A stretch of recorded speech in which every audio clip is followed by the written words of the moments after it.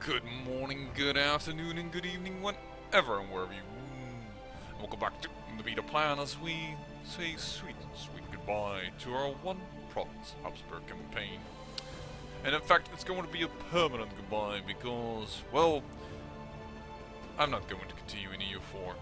Which pains me to say, and I've said it several times during the campaign that I would, but for reasons I will explain, I am going to stop this campaign in its entire. The first one being actually that, well, we have already accomplished our goal. Our influence of the Van Habsburgs reached farther than the Van Habsburgs ever had influence in. And don't forget that the Byzantine Empire is now also under our family's control. Heinrich, the Hammer, is to inherit also the Holy Roman Empire. Secondly, well, we are just too darn powerful, or too gimped. Wait, what?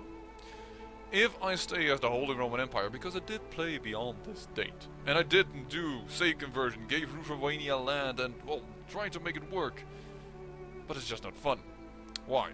Either I am the Holy Roman Empire with this land over here, and, well, Italy, England, more or less my vassals, will have what they have, and actually Italy gains all of this terrain. These little provinces are also given to him in EU4, and they immediately want my land, or this Aquitaine, or it is just unfair. I will be the emperor with this little land, and the Holy Roman Empire is considered as the Holy Roman Empire normally starts not cohesive, which is really weird.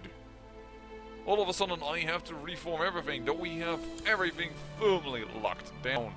The council has no more power, everything is in the hands of the emperor. It is odd that for some reason, if I play as the Holy Roman Emperor, well, my lands are divided. And the only culture we will accept will be German. It's not too surprising, it's very big, but if, well, we play as my son, and we do not change him from German, but keep him Greek, we will accept both Greek and German. And we can play the Byzantine Empire. Which is kind of interesting, because my son went for some reason for Sirdaia. He's waging holy war for that, and not for Antioch. Meaning we could restore within EU4 the Holy Roman Empire, sorry, not the Holy Roman Empire, but the Roman Empire, by taking this one single county. In EU4 though, it's not called Arca, there is one big here, I think it's Hamas, it's called. But yeah, I don't see the point. We have nobody we can rival. We can hold over 300 men retinue in the very beginning. The only thing that will rivaled me was the Mongol Empire, which, strangely enough, this big country over here, yeah, it gained like 3-4 provinces. What? I don't know why, but the Mongol Empire, all of this and lands into here, which is really weird. I don't know why the converter does that, but even with some modifications, it are they. And the Fatimid, it falls apart into several people that it has as vassals. One of them being this guy, the Hasimid, and Nefaud, I believe, is the other one that, yeah, Nefaud, Fatimid. Those two become vassals of him, and they have large terrains, and that breaks up the Fatimid, that they are not powerful enough. Yes, they are actually, I think they are personal unions. I don't know, man. If I play as the Byzantine Empire, yes, all the lands will be mine, but then I'm too powerful, and then I'm wondering, like, all I can do is colonize, and is that really that interesting? And nobody can handle me because they are broken up, and the Mongol Empire also breaks up because they will have some people that they have as personal union vassals. So there is no competition, nothing at all. And we have already reached and done everything that the Habsburg dynasty has done, with the exception of becoming indeed Emperor of Mexico. True. But, well, you can't do that in CK2. So I thought, you know what? Let's just end it. Let me just get really sick. I have now pneumonic. And this man already survived 2 illnesses off camera, which made me quite surprised. Wow, his health is even now below 0. which means that he is less health than somebody who's dead. But despite his illnesses, he kept living, despite the fact that he's also weak. But that is, well, common in CK2. Somebody that you want to die doesn't die, and somebody you want to live dies randomly. And this man is now surviving, being at less health than a dead man. I actually even, this is the second recording of it, because at first I had made a video about, well, you know what, I'm gonna stop here, and we'll see each other again in EU4, and I did the same trick, and he actually got better from Pneumatic. Is he going to do that again? Well, this is just rather silly. This is so silly. He has less health than somebody that is dead, and he is surviving. Okay, this is really weird.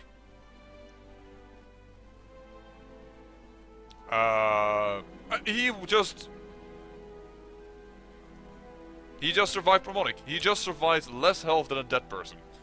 Kaiser Dietmar is a miracle, but I unfortunately inform my watchers I'm going to have to kill you. But yeah, he is a medical miracle.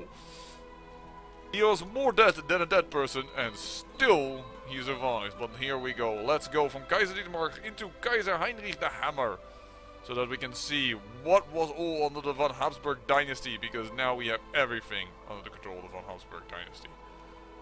Isn't that amazing? Well, I think it is. So let's look back at this campaign. We started, well, not here, we started in Argo. This is the history of our house. We started as Werner, and thanks to our ally that lived here in Bern, we managed to conquer a little bit.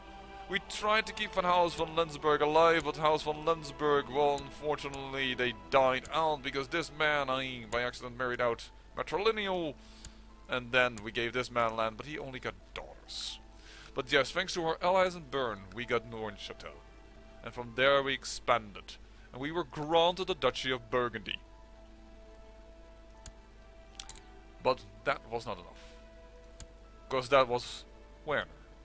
But Otto, his son, immediately conquered further, and he became the king of Burgundy. It would take us 4 generations until we were strong enough to actually fight the emperor, or actually have a claim on it, through our wives of the House of Siglian, and claim the imperial throne. From our House Carling, to Ludolfinger, to Salier, to von Habsburg. And we have made it so that both empires are now agnatic, cognatic, primogenitor. And everything will be inherited by neophytes. We have established a dynasty far and wide. We were the ones that, via crusade, got the south of Spain. Back then, still Andalusia. And we conquered upwards. And then we, through inheritance and claims, got, well, Castile, Leon, Galicia, Navarra, Brittany. Through our inheritance, we got England and France, Finland, Hungary, Holland, and in the end, also, the Byzantine Empire. Through crusades, not only in Spain, we also got lands in Jerusalem and in the far, far east. Within India, Malwa and Gandhara, I think. Yeah, Gandhara, sorry, Gandhara. These are now all areas of the Byzantine Empire, and we have done amazingly. Like, superb. I hope that you enjoyed this series, where, well, from a one province minor, we have conquered almost all of Western Europe. The only one that is not part of us, that's, well, will be North Europe, but still would be Sweden. And unfortunately, we have no way to really get in there because of claimant things. All of a sudden, we have no more rights to it. Even though we did have somewhere, I think, a linky created, yeah, here, this lady married to a von Habsburg, but she died before she ever got a claim, and thus the von Habsburg do not have a claim on Sweden, unfortunately. But yeah, that's the last bulwark in the north of Europe that isn't under the rule of the von Habsburg. We have had quite a few emperors. Oh, sorry, wrong title. We have had quite a few emperors that have done great things for the empire. We had certainly a bit of fortune here and there whenever our education failed. Well, our focus brought it right back up. We have had stories of incestuous relationships because, well, Ruprecht, well, he didn't really produce a child of his own. So his father seduced his wife in order to create Adamar. We even had that type of silliness happen during this campaign. I say, let's see how we do score-wise with the normal dynasty, supposedly. Von Habsburg at 90,000. We are at, well, 300,000. With a score of 300,000, you beat House von Habsburg. On the face of it, things were not looking very good for the House von Habsburg in 1066. As minor Swiss counts, their status inside the Emperor was fairly negligible, compared to the great tutorial Magnus of 11th century Germany. A policy of tactical marriages saw the family lands expand steadily, and it was during the chaos that gripped the Empire in the late 13th and early 14th century that the family were elected to the office of Holy Roman Empire. Although unable to hold the office, they were able to use this as a springboard to secure the Duchy of Austria for the dynasty. With this power base, the family would go on to dominate the politics of Central Europe until 1918.